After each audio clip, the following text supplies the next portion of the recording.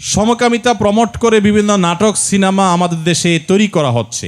সম্প্রতি ঈদের একটি নাটকও এই বিষয়ে তৈরি করা হয়েছে। এটা নিয়ে ফেসবুকে সমালোচনা চলছে, বিষয়ে কিছু বলবেন? ভাইরা আমার, খুবই দুঃখজনক বিষয়, বিনোদনের নামে, নাটক সিনেমার নামে আমাদের দেশে অনেক অবৈধ বিষয়কে স্বাভাবিক করে ফেলা হয়েছে।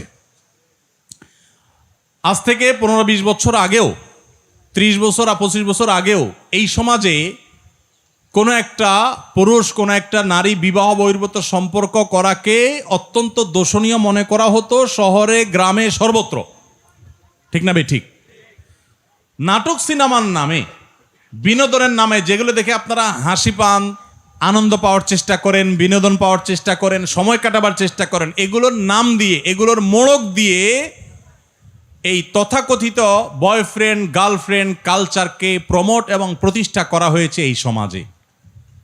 এখন আর কারো বয়ফ্রেন্ড আছে, কারো গার্লফ্রেন্ড আছে এটা বলতে এখন আর মুখেও বাধে না, অর্থাৎ লাজ লজ্জা শরমটাও উঠে শেষ হয়ে গেছে। এটা খুব ভয়ঙ্কর একটা ব্যাপার।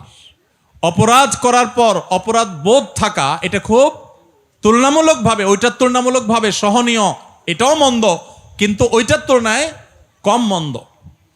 আর যদি কেউ অপরাধ করার পর অপরাধকে অপরাধ মনে না করে, দোষ মনে না করে, এটা ভয়াবহ, এটা কুফরি, এটা ঈমান যাওয়ার মতো বিষয়।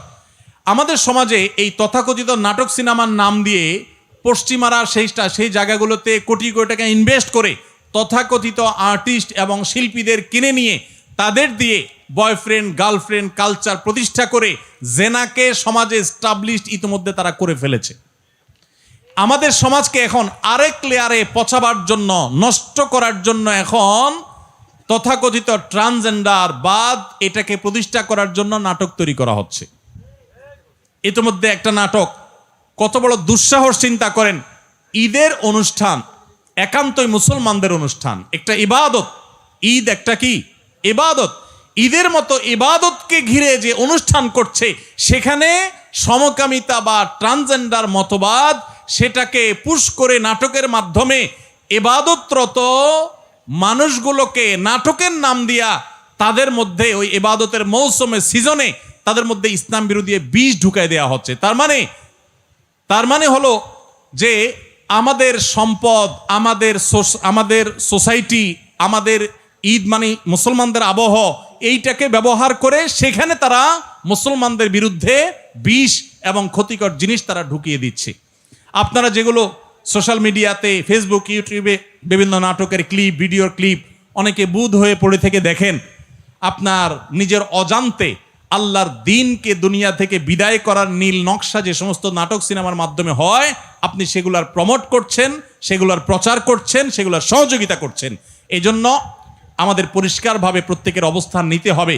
যেই সমস্ত কোম্পানি, যেই সমস্ত আপনার ব্যবসা প্রতিষ্ঠান এই সমস্ত ট্রান্সজেন্ডার মতবাদ, এই সমস্ত সমকামিতা, যেটা আমাদের রাষ্ট্রের আইনেও 2 বছর কারাদণ্ড বলা আছে, এরকম একটা রাষ্ট্রের আইন বিরোধী এবং বাংলাদেশের হিন্দু, মুসলিম, খ্রিস্টান, বৌদ্ধ সকল ধর্মের মানুষের সর্বসম্মতিক্রমে সকল ধর্মমতে যেটা অন্যায়, অপরাধ এবং পাপের কাজ, রাষ্ট্রীয় আইনে যেটা অবৈধ, সেরকম একটা জিনিসকে যারা স্বাভাবিক করার চেষ্টা করছে, তারা হোক বিশ্ববিদ্যালয়, হোক তারা ব্যাংক, হোক তারা মোবাইল ব্যাংকিং কোম্পানি, হোক তারা অন্য কোনো প্রতিষ্ঠান, হোক তারা যেই কোনো প্রতিষ্ঠান, তাদেরকে বর্জন করা, বয়কট করা, উপযুক্ত শাস্তি নিশ্চিত করার চেষ্টা করা আমাদের প্রত্যেকটা মানুষের দায়িত্ব। ভাইরা আমার, আমাদের সন্তানরা ট্রান্সজেন্ডার মতবাদ প্রতিষ্ঠিত হলে, তারা সমকামিতার দিকে ঝুঁকে গেলে পরিস্থিতি কি হতে পারে? আমেরিকার মতো দেশের অভিভাবকরা রাস্তায় নেমে এসেছে, কারণ গোটা সমাজের সিস্টেমটা ভেঙে ফেলা হয়েছে। আপনারা অনেকে বলতে পারেন এটা করে তাদের লাভটা কি? কোরআন খুলে দেখেন, কোরআন এমন এক অলৌকিক মহাগ্রন্থ, 5000 বছর পরে কি হবে কোরআন বলে গেছে, ইঙ্গিত দিয়ে গেছে। আল্লাহ সুবহানাহু ওয়া তাআলা বলেছেন, ফালা ইউগাইয়িরুন্না খালকাল্লাহ, শয়তানের অন্যতম একটা কাজ হবে মানুষের সৃষ্টির মধ্যে পরিবর্তন সাধন করে সেখানে পুরো সিস্টেমটাকে আপনার ভেঙে চুরে একাকার করে দেওয়া। নারী পুরুষের কোনো ভেদাভেদ তারা রাখতে চায় না। আপনারা জানেন বাংলাদেশে এখন অনেক ফরম তৈরি হচ্ছে, ছেলে মেয়ে পরিচয় রাখতে চায় না।